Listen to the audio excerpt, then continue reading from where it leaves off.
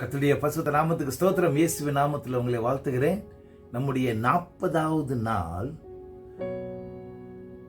குருத்தோலை ஞாயிறு லெந்து தியானத்துக்கு உங்களை நான் வரவேற்கின்றேன். இன்றைக்கு நாம் தெரிந்து கொள்ளப்பட்ட பாடம் லூக்கா 19வது அதிகாரம் 28வது வசனத்திலிருந்து 44வது வசனம் வரை.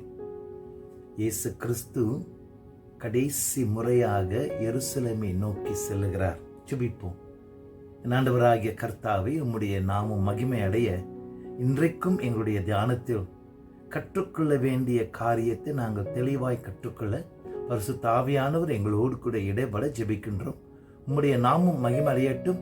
இயேசுவின் நாமத்தில் ஜெபிக்கிறோம் தகப்பனே, ஆமென். இயேசு கிறிஸ்து எருசலேமில் கடைசி முறையாக செல்கிறார். இது குருத்தோலை ஞாயிறு. எல்லா கிறிஸ்தவர்களுக்கும் இந்த குருத்தோலை ஞாயிறுல இயேசு கிறிஸ்து என்ன செய்தார், அந்த கூட்டம் என்ன செய்தது எல்லாம் நம்ம எல்லாம் தெரியும். இயேசு கிறிஸ்து கழுதையின் மேல் சவாரி செய்து எருசலேமை நோக்கி வருகிறார். முதல் முறையாக இயேசு கிறிஸ்து வெளிப்படையாக தான் மெய்சியா, சகரியா 9வது அதிகாரம் 9வது வசனத்துல சொல்லுகிற அந்த மெய்சியா என்ற பக்குவத்தை அவர் வெளிப்படையாக எடுத்து எருசலேமுக்கு வருகிறார். சீஷர்கள் கழுதையின் மேல் தங்களுடைய வஸ்திரத்தை போடுகிறார்கள். அது மட்டுமல்ல, அந்த கழுதை நடக்க வேண்டிய அந்த பாதையில கூட அந்த வஸ்திரங்களை போடுகிறார்கள்.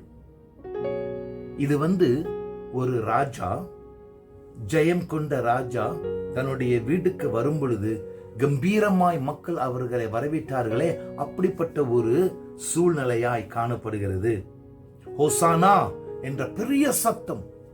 ஹோசானா என்றால் எங்களை ரட்சியும், நாங்கள் கேட்கின்றோம், தாழ்மையாய் கேட்கின்றோம், எங்களை ரட்சியும், அதுதான் அர்த்தம். நிறைந்த சந்தோஷம், மகிழ்ச்சி இருந்தது. குருத்தோலை அங்கும் எங்கும் அசைய வைத்துக் கொண்டிருக்கிறார்கள். பரிசேயர்கள் வருகிறார்கள், அவர்களுக்கு எரிச்சல் அடைகிறார்கள். இயேசு கிட்ட சொல்றாங்க, உடைய சீஷருடைய மகிழ்ச்சியின் சத்தத்தை குறைங்கன்ட்டு. மகிழ்ச்சியை எப்படியா குறைக்கிறது? இயேசு கிறிஸ்து நெத்தி அடியை கொடுக்கிற மாதிரி ஒரு பதில் கொடுக்கிறார். இவர்கள் அமைதியா இருந்தால் கற்கள் கர்த்தரை துதிக்கும். Praise God. இது இந்த நேரம் தேவனால் உண்டு பண்ணின நேரம்.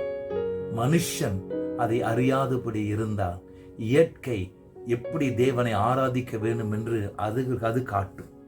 சில சிந்திக்க வேண்டிய காரியங்கள் தேவ ஜனமே. நம்பர் 1, சுவிசேஷத்துல 2 முறை இயேசு கிறிஸ்து அழுதார் என்பதை போட்டிருக்கிறது. ஒன்று லாசரு உடைய கல்லறை பக்கத்துல, 2வது இந்த இடம். ஏன் இயேசு எருசலேமை நோக்கி அழுதார்? சுகமான ஒரு காரியம், மகிழ்ச்சி நிறைந்திருந்தது, கொண்டாட்டம், சத்தமான களிக்கூறும் ஒரு பக்குவம் இருந்தது. ஆனால் தேவனுடைய சந்திப்பின் நாளை உணராதபடி போய்விட்டார்கள். அந்த சந்திப்பின் நாள் சமாதானத்தை கொண்டு வரும்.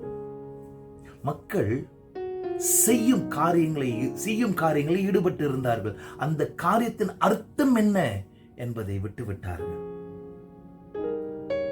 நீங்களும் நானும் எப்படி சகோதரனே? நம்முடைய ஊழியத்துல உறவை பலப்படுத்துகிறோமா ஆண்டவரோடு கூட? இல்ல வெறும் நிகழ்ச்சிகளை செய்து வருகிறோமா? ஆண்டவர் அப்படி பார்த்தா இன்றைக்கும் நம் மேல அழுகிறவராயிருப்பார். இதை நாம் சிந்தையில் வைத்துக் கொள்வோம். இயேசு கிறிஸ்து எருசலேமுக்கு வருகிறது எதுக்கு தரும்? ஒரே நோக்கம், மரிக்க, உனக்காக எனக்காக பாடுபட்டு மரிக்க அவர் சிலுவையை நோக்கி வருகிறார். நாம் ஜெபிப்போம். என் ஆண்டவராகிய கர்த்தாவே, நீர் என்ன எங்களுடைய வாழ்க்கையில் செய்கிறீர் என்பதை உணர்ந்து கொள்ள ஒரு கீழ்ப்படியும் கற்றுக்கொள்ளும் ஆவியை எங்களுக்கு தாங்க. உம்முடைய சந்திப்பின் நாளை நாங்கள் விட்டு விடாதபடி இருக்க அப்படிப்பட்ட ஒரு உணர்வு எங்களோடு கூட இருக்கட்டும்.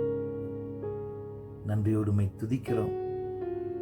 வெறும் காரியங்களை செய்கின்றவர்கள் மட்டுமல்ல, ஈடுபாடு உள்ளவர்கள் மட்டுமல்ல, காரியத்தின் அர்த்தத்தை அறிந்து உறவை, உம்மோடு கூட இருக்கும் உறவை பலப்படுத்திக் கொள்ளவும் அர்த்தமுள்ள ஒரு வாழ்க்கை எங்களுக்கு கொடுக்க நாங்கள் ஜெபிக்கிறோம்.